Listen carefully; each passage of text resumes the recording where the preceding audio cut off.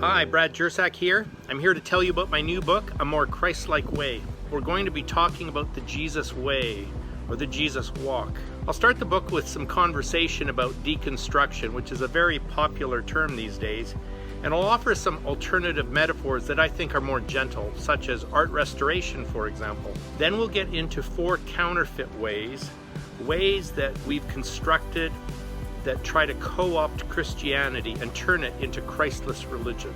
Ways that have a moralistic attitude to it, or perhaps us-them mentalities and exclusion, or civil religion for that matter. But then we'll get to the heart of the book. 7 facets of the Christ-like way.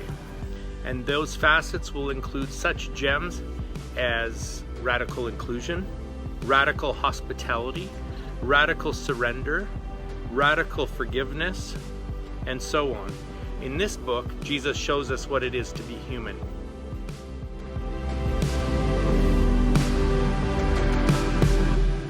This is the second week of our series, A More Christlike Way, based on this book by the author that you saw there of the same title, Brad Jersak, and we've been just starting to read the book, and the sermons coincide with the reading, and then every week there's a new online connect group that you can discuss your reading. So you hear the sermon about the reading, and then you can read it, and then you can go to the new online connect group. And that online connect group had their first meeting this past Wednesday. They had 26 people we call it a small group. That's not very small. We have to rename it.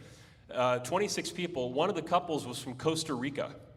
How cool. I didn't have that on my bingo card about the online connect group. So cool that everybody was a part of that. Thank you to Travis and Kristen for leading that. Didn't Travis do a great job last week giving the sermon? We appreciate him. And he gave a thoughtful message, and he's the online connect group leader. There's still time.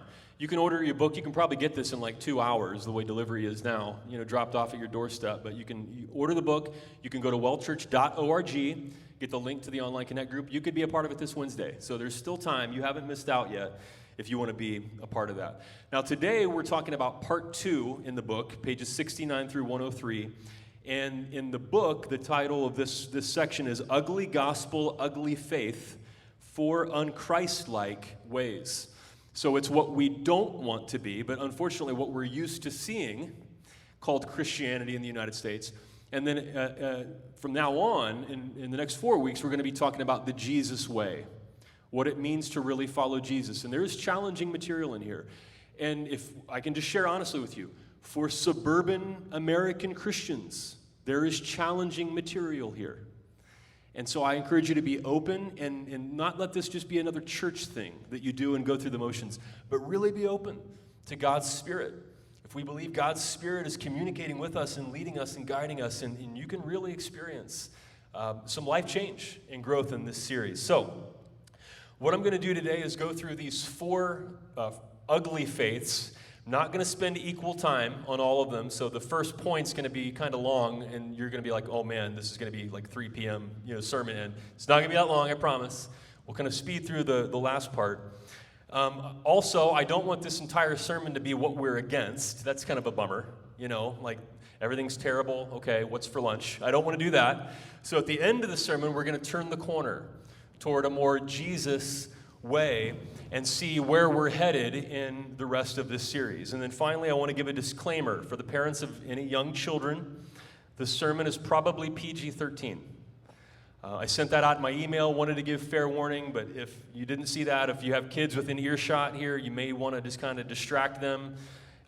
If there are kids here, there is well, kids would be an option today, but it may be PG-13 today. So here are the 4 doesn't that sound like an exciting start to a sermon, by the way? Like, yeah, okay, I'm glad I came. All right, here are the 4 unchristlike ways that Bradley Jersak talks about in the book. Moralism, okay? So we're going to spend the most time on today. Think legalism, judgmental Christianity, being the moral police of society. And then, ironically, partisan amoralism. This is the fusion of religion and politics so that it's my party, right or wrong. Whatever the talking heads on my favorite cable news channel say, that's what I think Jesus thinks. Right? You with me? So much of that in the United States. Partisan amoralism. And then retributive factionalism. I love Brad Jersak's vocabulary in this book. This is tribalism. This is the us-them mentalities. This is the othering, this divisive spirit that we have in America that causes us to view other people as enemies and cast them aside. All right? Retributive factionalism, and then finally, nationalism and civil religion. So first of all, moralism is the expression of Christianity that probably all of us here grew up with. It's the Christianity of our youth. This is pop Christianity in the United States. Brad writes that moralism is obedience to laws or rules. Okay, you might call it legalism. It's puritanical religion. Moralism is focused on individual piety, and it's an expression of Christianity that is mostly about being sexually pure. And here comes the PG-13 aspect.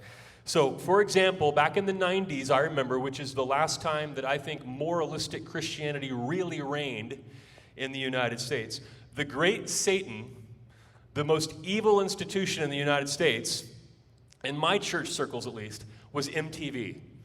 Anybody remember those times? And I mean, it was just the threat to Western civilization, and everything godly and holy was MTV. And you had TV preachers up in arms, mostly because, Britney's wearing a crop top and is a corrosive influence on the youth of America. And there's another Britney video, get behind me, Satan. Not today, Satan. And that was the spiritual war in the United States with a lot of Christians, at least the Christianity I was a part of.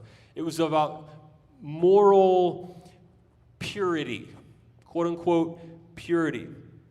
And on a more serious note, purity culture, that's what it's been termed now, is a part of moralism.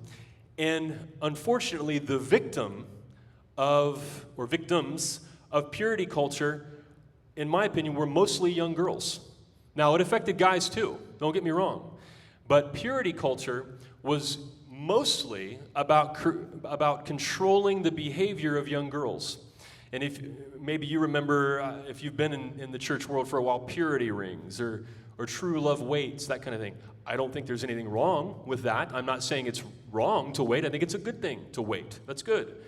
But what purity culture did was there was this sense, especially towards young women, that you are the cause of sexual impurity. That there's something about you that causes lust. And so modest is hottest was one of the cheesy catchphrases. And men are like these uncontrollable lust monsters. And so we cover the girls. My wife went to a Christian high school. And she told me the story. She actually didn't tell me this until a couple of years ago. If they thought your skirt was too short in the Christian high school, they would make the girls get down on their knees. And if her skirt touched the floor, it was long enough. So you have girls kneeling on their knees, often in front of male administrators, to see if their skirt was long enough. That's purity culture. All right? And so, once again, are you saying morals are bad or purity is bad? Absolutely not. I think it's good to wait. Morals are good. Here's the problem. If the message is somehow there's this law, this series of rules, and if you don't line up with that, you're dirty and you're bad and you're the cause of sin and evil, and this is part of you is bad, and it's causing other people to sin, and then a few years later, okay, have a good marriage. That is not a recipe for success. And so many people who came of age during that time have to struggle and heal from detox from purity culture, but it's a part of moralistic religion. I went to a Christian college, and my Christian college was a part of a denomination that historically its hallmark was holiness, and that meant you don't go to movies, you don't play card games, because that was a thing, apparently, that God felt strongly about. Don't play card games. And you don't drink, and you don't dance. You don't go dancing. And this denomination started about 100 years ago. And so that was a really big deal. Now, apparently, sometime in the 80s, maybe, God changed his mind on movies, so they could go to movies. You would see people playing some cards every once in a while, but you still couldn't drink, and you still couldn't dance. And there were some more probably self-aware people in the denomination that would tell a joke, why is it that we can't have premarital sex? Because it might lead to dancing.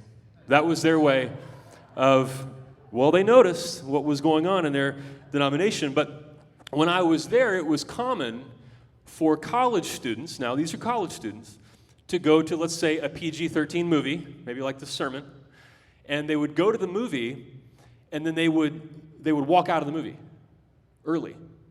And then they would come back, like on Monday, and be like, yeah, we saw that movie, we walked out. Okay? And I didn't come from that tradition when I first got to the college. I'm like, why? And so, well, maybe they heard some cuss words, saw a little bit of skin, Knowing, it's rated that, there's a trailer, they know what the movie's going to be about, but they would go and then see a little bit of that and then kind of brag that they walked out of the movie. Well, we walked out. And now, mind you, they've already paid the $12 to Hollywood, right? They already gave their money to the production company, but then would come back and say, well, we walked out. And it was like a badge of holiness. These are college students. These are 20-year-olds doing this because their parents have raised them in moralistic religion. Brad Jersak writes, moralism has displaced your life in Christ when living faith is reduced to a system of correct behavior and moral merit badges. I love that phrase. Instead of a dynamic relationship with the Holy Spirit. When your version of Christianity is, if you walk out of the movie, God gives you a sticker. But if you stay in the movie, you're bad. And there is something about you that is bad and dirty. And it's this, can you feel the oppression there? And that type of religion? I love his phrase, you get a moral merit badge instead of a dynamic relationship with God through the Spirit of God healing you and leading and guiding your life.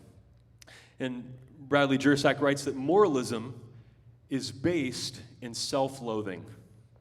And it took me a long time to figure this out in my journey of deconstruction or art restoration, if you use his metaphor from last week. It took me a long time to figure out that, and now I believe this, when you encounter people who are more fundamentalists, whether they're Christian, whether they're Muslim, whatever, and there are fundamentalists in every religion and no religion, when you encounter people who are fundamentalist, often that person is struggling with self-hatred. They've been given messages about themselves, that they're bad, they're dirty. And of course, none of us wants to live like that. Our minds can't live like that. It's not true, first of all, but none of us wants to live like that. And so psychologically, and we could consult Sigmund Freud here, but psychologically something happens to where I don't want to believe that about myself. I'm good, I'm not bad. And so what happens is we project that self-hatred onto the world. And so it's not us that are bad anymore. It's everybody else. We're the good ones. Our little group has God's truth. We're the good, clean, pure, holy people. And everybody else plays cards. Everybody else goes to movies. Everybody else dances. But we don't, because we're the good people and we get the merit badge. And that's just this strange psychological projection. We've learned a lot about projection in the past few years, haven't we? We've seen that a lot, haven't we? And it seems to be this hallmark of moralism. Well, who needs to be pure? People who feel dirty. And they project that onto the world. So what is the cure for moralism? What's the cure for moralism? Well, it's the real good news of Jesus Christ. It's the real gospel. Gospel means good news. When we read the New Testament, we read about Jesus and we read about what God has done for us and wants to do in us and through us. That's the gospel, and that is good news. It means good news. Paul writes in Ephesians chapter 2, verses 8 and 9, "For it is by grace that you have been saved, through faith, and this is not from yourselves. It is the gift of God, not by works, so that no one can boast." And so there are some old churchy $1,000,000 theological words here, but you're saved, you're made pure, you're made holy, you're good, you're not dirty, you're acceptable, you are holy and pure in God's sight, not because of your own works, not because you walked out of the movie, not because you put on a purity ring, but because of what God has done for you through Jesus Christ. It's grace. It's a gift to you. Grace means unmerited favor. It means being kind to someone whether they deserve it or not. And that's how God feels about you and I. That's the actual good news. And so it's God's grace that saves us and makes us pure and holy, and we don't have to act like it and live in fear and think we're filthy and have to walk out of a movie we paid $12 for to try to get another merit badge from God. Now, this isn't on the screen, but if, feel free to imprint this one on your mind. God's love for you does not depend on your behavior. That's a message we all need to internalize. Maybe you got that from your parents, maybe you didn't. God's love for you does not depend on your behavior. I have 2 little boys, and I try not to make them the sermon illustrations every single week, but sometimes I give in. My 2 little boys, they're good boys. Sometimes they act up just like I did. Sometimes they throw a ball in the house. Sometimes they break stuff. They make mistakes, or they choose to not listen to mom and dad, and they make mistakes. When my sons, they kick a ball and they break something, do I look at my children as dirty, impure, unholy? Is that how I view my children? Or do I love them no matter what they do? Now, of course, I don't want them to kick a ball in the house and break stuff all the time. It's not good if you grow up, you go to work when you're 25 and kick a ball and break things in the office. That's not good. I want them to grow. I want them to learn. Of course, I want them to be healthy people. I want to make healthy decisions in their teenage years and in their, right, of course I do. But do I hate them when they break something in the house? No. I love them more than life itself. I was, a couple of years ago, hiking Camelback with my oldest son. And we were about halfway up, and there was a drop-off where it's not like you plummet to your death, but you would slide down about 20 feet and hit a tree, and then it is kind of precarious after that. And we were walking on this narrow path, and there were loose rocks everywhere, and this was pre-COVID. I mean, he must have been 8. Wow. And he slipped on a rock, and he slid down. He started to slide down this drop-off. Now, once again, he's not plummeting to his death, but my son I see him sliding off the side here, and he's going to slide down a steep, rocky, mountainside and hit a tree in about 20 feet. And without thinking, this is the love of a parent. Without thinking, I dove for him. I saw my precious boy slip, and he's sliding, and he's reaching up for me. Both of his hands are out, reaching up to his dad. And in the blink of an eye, without thinking, I just dove off the side of this thing and grabbed his hand and pulled him back up, paying no attention to what was around me, and my heart was beating out of my chest, and I dragged him up. Buddy, are you okay? And yeah, and I looked at him. He's not cut. Thank God, nothing's broken. Everything's fine. I'm like, oh boy. And and I looked down, and there's just blood pouring down my leg. There was a big rock that I had dove on. Did I care? No. Now, am I a hero for that? No. Because our DNA has programmed us. If your child's life is in danger, or you think so, your DNA says to you, bye-bye you, because we're going to save your kid. That's just the way it goes. When you're a parent, you love your child more than life itself. And that struck me, and as soon as that happened, I'm like, this is going to become a sermon illustration. Just wait. This is going to serve its purpose. And we went on a little bit farther until I was just honestly too nervous. I'm like, buddy, let's go back, because I couldn't quite calm down. And it showed me, wait a second. So many of us live in the oppressive guilt of religious moralism. We sing about God being a good father. There are also motherly metaphors for God in the scripture. God doesn't have a body. God's not a dude. God is a spirit, Jesus says. But God is this parental figure. I laid out for my son. And if my leg would have snapped in half, it would have been worth it to me. How much more, Jesus would say, does God love you? It's not about getting a merit badge. All right? God's love for you does not depend on your behavior. And just like a child, you don't have to pretend to be perfect because you're growing. And if you want to be more like Jesus in your character and you get into stuff like this and you want to grow, you don't have to be perfect and walk out of a $12 movie to get a sticker from God. Because God loves you God already loves you as much as it's possible to love anybody. And you don't have to earn anything. Okay, but that's moralistic religion. I told you a lot of the sermon was going to be on that first point. So now, that's the experience of Christianity, the ugly moralistic religion that many of us grew up with. But then something has changed over the past few years, hasn't it? Something's changed. Now, we could debate when that was. Was it 10 years ago, 12 years, 15, 20? I don't know. But sometime since, the 90s, something has changed in America when it comes to the ugliness of Christianity, the ugly side of Christianity. And the other three things, in my mind, kind of flow into each other. They're all kind of a package deal, so I'm going to treat them that way. So ironically, while many of us experience this moralistic Christianity, at the same time, something else was growing, and it's what Brad Jersak calls partisan amoralism. And here's how he defines it. When any national government, political party, or ideological faction co-ops the Christian brand, when one's ethical center does not derive from Christ, but from the talking heads that parrot the ever-shifting platform of one's political party.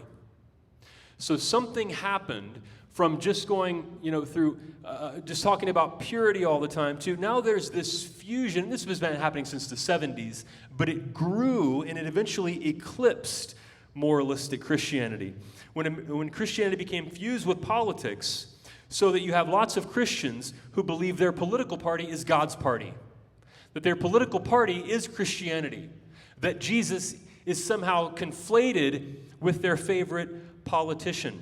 And then it's in some Freudian way, you have the individual purity culture that was projected onto the world, and now the big issues in society become about sex, abortion, and same-sex marriage. And so I have friends for years who have voted on one issue. Where does a candidate stand on abortion? That's the only thing you care about. You could be Hitler, but if you call yourself pro-life, they'll vote for you. And I don't think I'm exaggerating, by the way, unfortunately. But they will vote on one issue because now it's not just about individual purity, but now it's about societal purity and making everybody else conform to my definition of purity. And now my Christianity is fused with a political movement. So partisan amoralism is my party, right or wrong. Whatever my favorite talking head says on cable news, that's what's right. That's what God stands for. That's Team Jesus. Whatever the latest talking head says. It's not allowing one's faith to influence their politics. It's the other way around. It's creating God in the image of their political party. And that's the case now for millions and millions of Americans. And this hijacking of Christianity has been wildly successful in the United States, to the point that there are untold, who knows how many millions of Christians who have strong inner convictions and strong emotion about issues, but they can't tell you why. They can't articulate, they don't necessarily have any reasons why they have such strong feelings, other than just watching cable news for hours a day. But they may not have the self-awareness to know that. But they have such strong emotion around issues, but they can't tell you why. And over the past few years, those of you who know my story and the kind of church that I pastor, I've lost a lot of my former Christian friends. Some of you can identify with me, from my past life in church. And a lot of those folks, they're not Facebook friends with me anymore. Most of the time by their choice. Not all the time, most of the time. And I've lost a lot of connections from my life, past 10 years ago. I know for some of you, you're in that place right now, where you're kind of going through a theological journey, talking about stuff like this, and you're noticing that a lot of your relationships are strained, and there are people who are fading out of your life. Every once in a while, I'll have some kind of gathering I go to where there are people there, from that old world. And sometimes there are people who know what I'm doing, and they'll kind of get a dig in, and kind of make sure I know what they think about my view of following Jesus and the well. And so I was at a gathering of people a couple of years ago, and there's a guy there, and I would look at him as a nice guy. You would think, oh, he's a nice guy. And we were talking about some stuff, and it very quickly turned to like societal issues. And he knows that, I'm an LGBTQ affirming pastor, and he wanted to get a little dig in. And so he said something to the effect of, and he looked right at me, his face got kind of flushed. You see that little flash of anger in somebody's eyes, and he looked at me, and he's like, what, are we just supposed to accept everybody? No. I think the irony of his question was lost on him. And so I was kind of like this. But then, after he said that, he made this gesture. And if you're listening in the audio, you can't see this, but he made this gesture. He goes, like that. So, as if, oh man, I didn't agree with you before, but now that you've done that, oh, now I see your point. Now I see where you're coming from, yes. And I remember thinking, man, that doesn't mean anything. That's not a reason for what you believe. What, are we supposed to accept everybody? I was like, that's not a reason to believe so strongly what you believe is not a reason. I don't think he could articulate a reason that he felt so strongly about this issue that we're just dudes hanging out. And all of a sudden things turn and we're supposed to accept everybody. But I thought about that gesture. I love words and gestures for obvious reasons. I thought about that. What does that gesture mean? So I think, what do you have to say to that? It's kind of that. But it's also kind of aggressive, right? There's a lunge. It's a little combative. That gesture is indicative of where we have moved now in America. And I think that's what Brad means by retributive factionalism and nationalism. Now, we're so identified, we're so fused now with Christianity and politics and so on that there are people who have retreated into their own camps, and that's what retributive factionalism is, your tribalism, this idea that now I'm in my own camp, and if you're not a part of me, you're the other. Brad calls it the othering of people. And now they're my enemies. And now we go from dudes hanging out to what? Wow. And so we have this move to retributive factionalism and nationalism. Now, it's not the first time we've seen them. These movements have been present throughout the history of America, but they were dormant for a while, and now we've seen them come back over the last 10, 15, 20 years. Of course, we saw it in the Civil War, we saw it in Jim Crow, in the response to the Civil Rights Movement, and it's coming back. Brad Jersak defines factionalism as it involves aggressively partisan and schismatic behavior. One effect is an especially puritanical form of othering. That is, we treat people in our own camp as healthy and sane, and others as a contagion. We certainly feel that, don't we, in the United States? Now, like I said in the last series, I don't believe in both sidesism. Like, oh, well, both sides are equally responsible. I don't believe that. I don't think it's true. But I do look at whatever opportunity I have to grow as a person, what can I do to make it better? What does this say to me? Not just put it on the other person, not just other them and, oh, well, they need to learn from Jesus, not me, right? But what can I learn? And so something that sticks out to me, back in 2016, Pew Research found that 45% of Republicans and 41% of Democrats view the other party as a threat to the nation's well-being. Now, do you think that's increased? Yeah, I think you're right. And so, interestingly enough, CBS and YouGov found that this year, 41% of Democrats and 57% of Republicans view the other party not as political opponents, but enemies. Now, whoever chooses to do that's their choice. And I reject both sidesism. But what I do is I ask, okay, what can I do? What can I do to go against this tide of retributive factionalism? We have our own factions, and then we seek retribution. We want to attack people who disagree with us. That's what that means. This is great vocabulary. We want to attack other people. So what can I do? Where can I build a bridge? Where possible. Does it mean I coddle authoritarians and fascists? No, I'm not interested in doing that. I'm not interested in passing that legacy on to my kids. No. I'm going to speak out for what's right.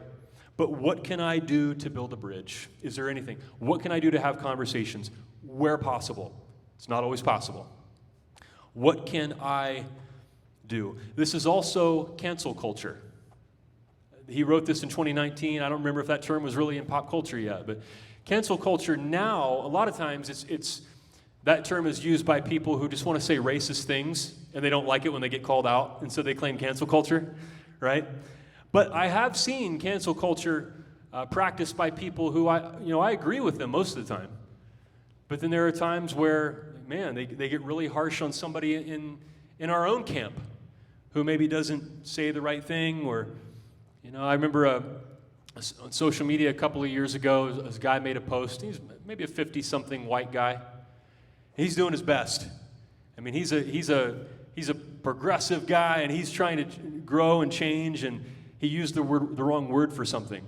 And he got lit up on social media by people in our own camp. And I just kind of thought for a second, let's kind of take it easy on the guy. He's trying. He's doing his best. So sometimes you do see those purity tests. But what can I do to swim against the tide of retributive factionalism? That's always a question I'm trying to answer. I think it's just a good check for any of us. Is there anything I can do? What can I do? I can refuse to hate. I can love. I can build relationships wherever I can. And then finally, the movement that we've seen most recently now on the ugly side of Christianity is nationalism and civil religion. Civil religion's been around for a long time, and nationalism is the one that is causing the most alarm. According to the book Taking America Back for God, Christian Nationalism in the United States by Andrew L. Whitehead and Samuel L. Perry, 20% of Americans have chosen to be nationalists.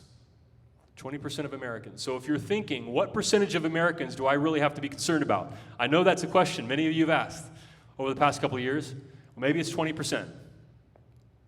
They believe that 20% of Americans have become nationalists. Now, nationalism it's connected to race.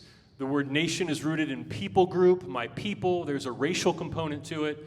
So nationalism is my people group gets priority, and everybody else is second class. That's nationalism. When you have white nationalism, of course, it's, okay, my white people group has privilege, and everybody else has to be second class. But now we have white Christian nationalism.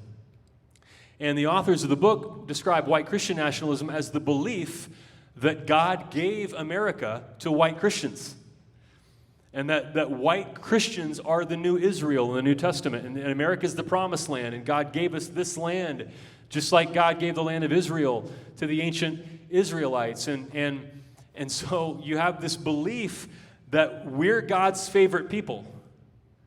And everybody else doesn't belong. So any kind of nationalism, but especially white Christian nationalism, is opposed to multiculturalism.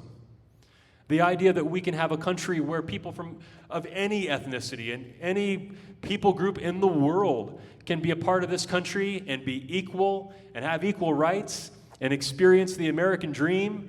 And that's what America stands for, by the way.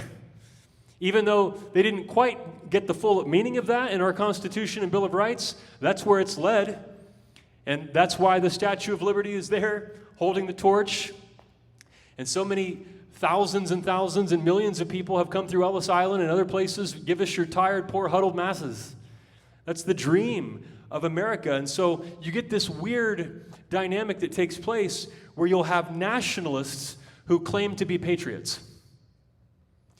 But they don't seem to stand for the things that America stands for.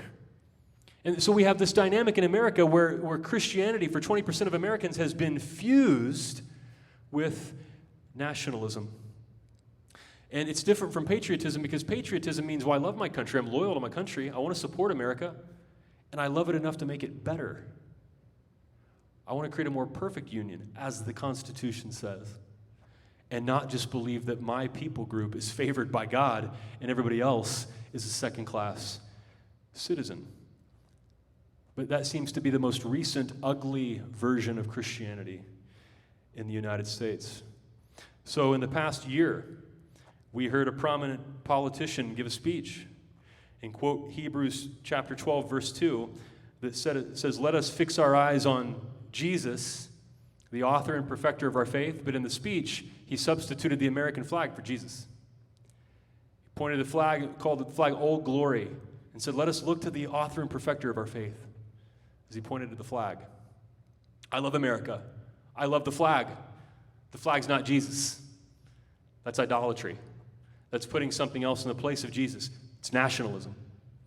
We had a politician have police clear the street so he could walk across the street and have his picture taken holding a Bible upside down in front of St. John's Church in Washington, D.C. It's nationalism.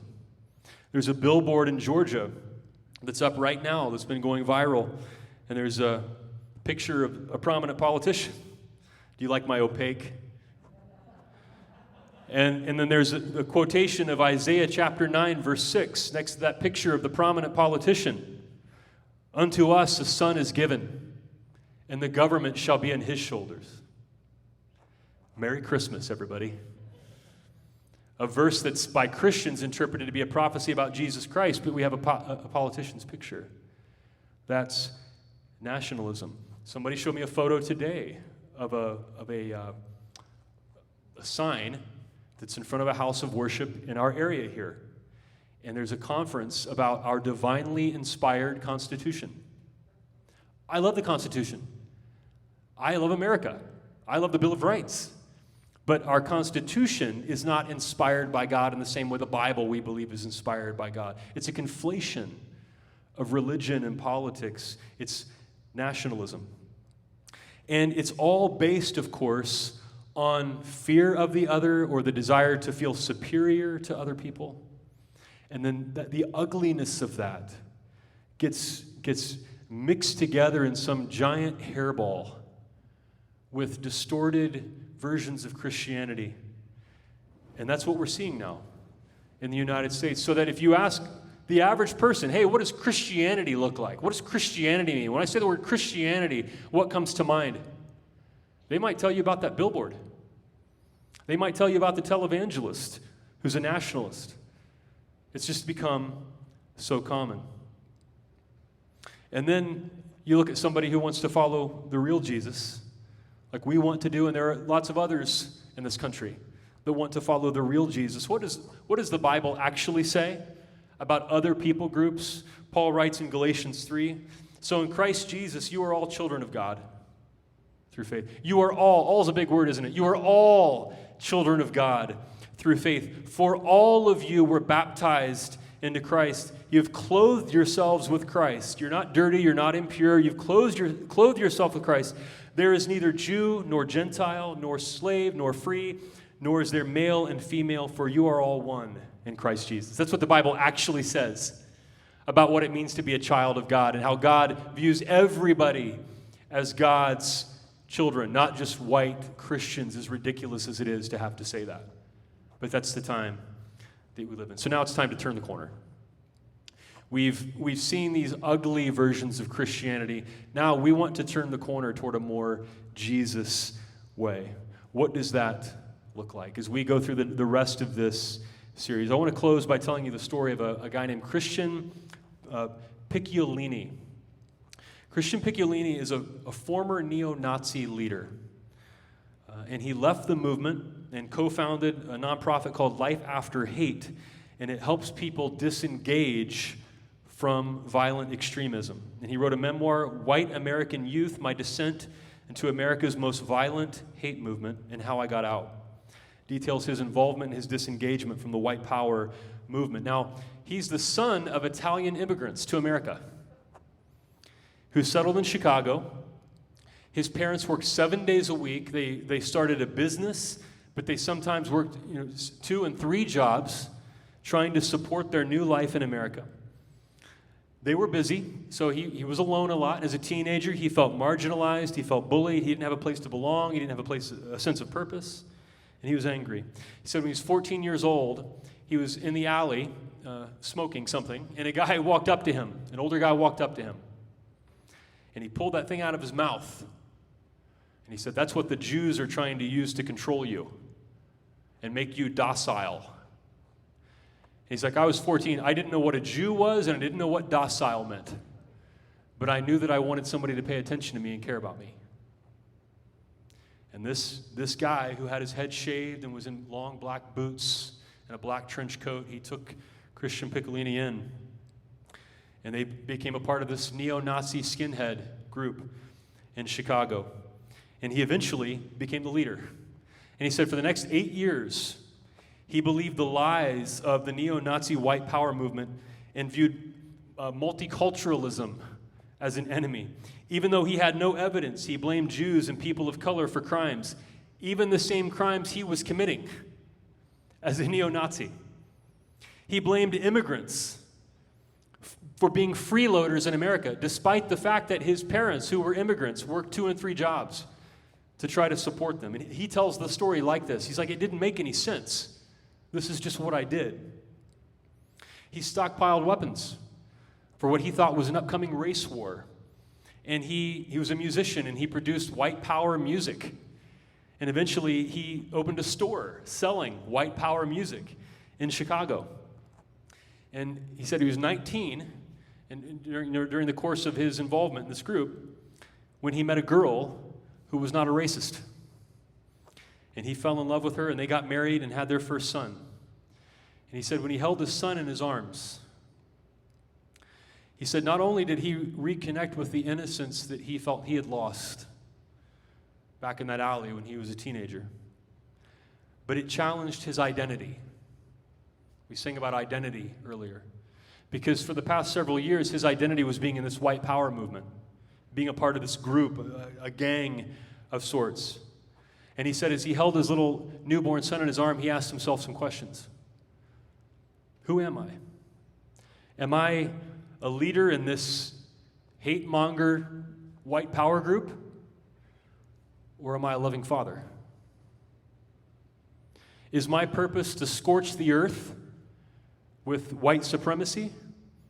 Or is it to make this world a better place for my family? What's my purpose? Who am I? And he decided to pull back from leadership in the group. And as he still managed the store, he didn't sell just white power music. He sold other types of music, punk and metal and rap. And that led him to encounter people that started to break his stereotypes. And I have a 2-minute video I want to show you as he tells the story of his transformation from being a nationalist who was a part of the ugliness that we talked about towards being something different. Let's watch. And while the white power music that I was selling was 75% of my gross revenue because people were driving in from all over the country to buy it from the only store that was selling it, I also had customers come in to buy the other music. And eventually, they started to talk to me. And one day, a young black teen came in, and he was visibly upset. And I decided to ask him what was wrong. And he told me that his mother had been diagnosed with breast cancer. And suddenly, this young black teenager, who I'd never had a meaningful conversation or interaction with, I was able to connect with because my own mother had been diagnosed with breast cancer, and I could feel his pain. On another occasion, a gay couple came in with their son, and it was undeniable to me that they loved their son in the same profound ways that I loved mine. And suddenly, I couldn't rationalize or justify the prejudice that I had in my head. I decided to pull the white power music from the inventory when I became too embarrassed to sell it in front of my new friends. And of course, the store couldn't sustain itself, so I had to close it. At that same time, I lost nearly everything in my life. I used it as an opportunity to walk away from the movement that I'd been a part of for 8 years, the only identity, community, and purpose that I'd really known for most of my life. So I had nobody. I lost my livelihood because I closed the store. I didn't have a great relationship with my parents, even though they tried. And my wife and children left me because I hadn't left the movement and disengaged quickly enough. And suddenly, I didn't know who I was again, or where I fit in, or what my purpose was supposed to be. You hear in his story, once again, that identity. Who am I? Who am I? And then his wife left him because he didn't leave the white power movement soon enough. He lost the store, and so he got a job installing computers in schools. And one of the schools that he had to go back to and install computers in was his old high school that he had been suspended from multiple times for fighting minority students. And instead, I had another video. Instead of playing that video, I'm just going to tell you the story. So he went back to the high school, and he saw a security guard that he had gotten into a fight with, who was a black man. He saw the security guard walking out to his car, and he decided to follow him out to his car. And he said maybe that wasn't the best idea, based on the experience and what I had done to this guy before. And he followed him out to the car and kind of chased him down, and he tapped on his shoulder. And the security guard turned around and was kind of taken aback. And Christian said he looked into this security guard's eyes, a man that he had been in a fight with years before. And he said the only words that could come out of his mouth were, "I'm sorry." He said this security guard looked at him, said, "Here, buddy," and hugged him. And they had a conversation about how things had been changing in his life. He said the security guard, he said they had this moment. It was really beautiful. And the security guard said to him, he's like, "I forgive you. You need to forgive yourself and move on." And he said, what you can do now is you can tell your story. And he said, that's what I've been doing for the past 18 years. And of course, that TED Talk, there was a crowd shot, thousands of people there, and here were hundreds of people there at least, and thousands of people who've watched it online. And now he helps violent extremists here in America and in other countries of the world exit extremism. And he said, no matter where it is in the world, what religion it's connected to, if it's connected to a religion, the same thing. If anything can get them out of extremism, it's the same thing, and it's this: giving people grace. He said compassion that they don't necessarily deserve. Empathy, whether you feel like they deserve it or not. But hearing their story. He said every extremist gets in it for the same reason: identity and belonging and purpose. Who am I? What am I doing here? And who is like me? Who can I have a relationship with? And he said, when I sit down and I talk to people, that's the same thing that I hear every single time, and I listen to their story, and I empathize with them, and I show them compassion. And I don't know that he's a believer, I'm not sure, but he sure sounds like one.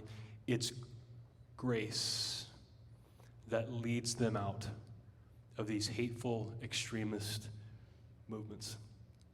That's where we're headed as we talk about the Jesus way.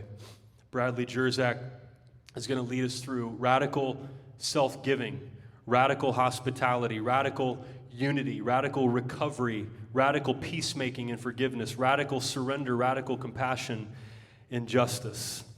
And we're going to see how God not only works in our lives, but in the lives of everybody else, and where God is calling us to partner with God in God's work in the world. I'm going to invite you to pray with me. Oh God, We want to turn away from the fraudulent versions of Christianity that have done so much harm in their ugliness, and we want to open ourselves to the Jesus way. God, we thank you for this book, A More Christlike Way. We thank you most of all for the scripture that tells us about the real Jesus and the Jesus way. God, many of us here this morning in person and online, or whenever we're watching or listening to this, can identify with the people who are sucked in by moralistic religion. Because just like Christian Picciolini, we have questions about our identity. Who am I? Am I lovable? We've been given messages that we're not. And that somehow we have to jump through these religious hoops to get a merit badge from you. And then, of course, what happens is, once you're in an environment like that where people are telling us that no, we're not good enough, and there's guilt and shame, there's no way out of that. You can't be pure enough. You can't put on enough purity rings. You can't walk out of enough movies to heal that wound in your soul that Christian talks about. The only thing that does that is grace. As Paul writes, it's by grace that you're saved. It's a gift of God. It's not by works. Nobody can brag that they're better than anybody else, or they've saved themselves, or they're holier than thou, or purer than somebody else. Our relationship with you and any righteousness we have, it's a gift from you. Just like a loving parent, you love us in spite of any behavior. Your love for us does not depend on our behavior. And then you help us grow and be more like Jesus in our character, but in an atmosphere of knowing that we are accepted and loved. Not that it's, well, you failed, so now I hate you. Now you got to walk out of more movies. But in an atmosphere of no matter what happens, I know I'm loved. It's like releasing the pressure valve. All this pressure has been built up, and it's just like pushing that valve. Psst. And we can just rest and relax in your grace. We don't have to be perfect because we're growing. We don't have to be susceptible to these ugly versions of Christianity, and like we have to feel superior to other people because of the color of their skin and that ridiculousness. We can rest in your love and know that you love everybody else the same way. God, for the rest of this series, we're going to be challenged to open ourselves to new insights and to following you more closely. And we pray that as we're challenged and invited by you to walk in the Jesus way, that we would not tragically turn to an ugly side of religion or to defense mechanisms, but that we would decide every day to rest in your grace and walk in the Jesus way. We thank you for what you're going to do in our lives and through our lives. In Jesus' name, everybody say